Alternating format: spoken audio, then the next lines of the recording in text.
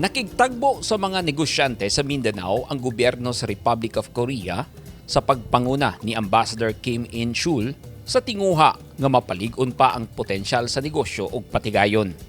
Daghan ng proyekto ang gimontar sa Korea sa Mindanao, lakip sa Davao City. Apan nagtuo si Ambassador In-chul na daghan pang potensyal nga industriya ang pwedeng kasudlan sa ilang mamumuhunan. I firmly believe that the opportune gathering today will provide an avenue for leading Korean companies to build networks and partnerships with local business leaders and explore possible business opportunities in Mindanao.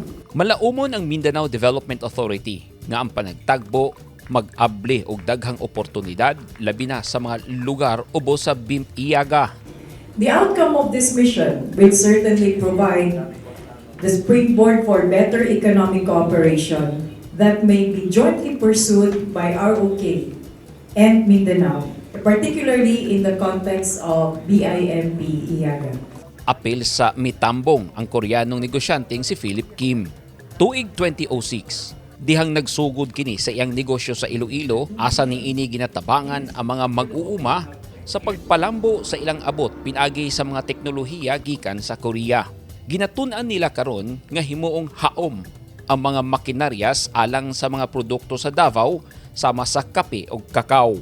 We are looking for actually dealers who can be representing for Korea machinery in Davao.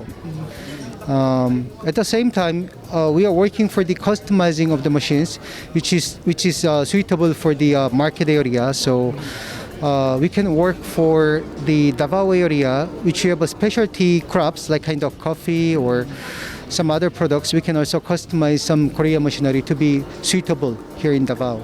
Sumala ni Art Milan, ang Area Vice President for Mindanao sa Philippine Chamber of Commerce and Industry, mas daghan ang mga maaghat sa pagbubo og puhunan karon sa Mindanao tungod sa seguridad ug infrastruktura nga napatuman sa miaging mga tuig. Dako kayog potential karon no sa Mindanao because of the much improved infrastructure.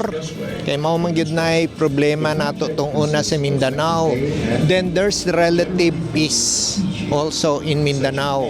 So these two factors are the main drivers for the growth and development of Mindanao. Gawas sa negosyo, gitan-awng dakong potensyal sa Republic of Korea ang industriya sa agrikultura, turismo, lakip na ang sektor sa energy and resources.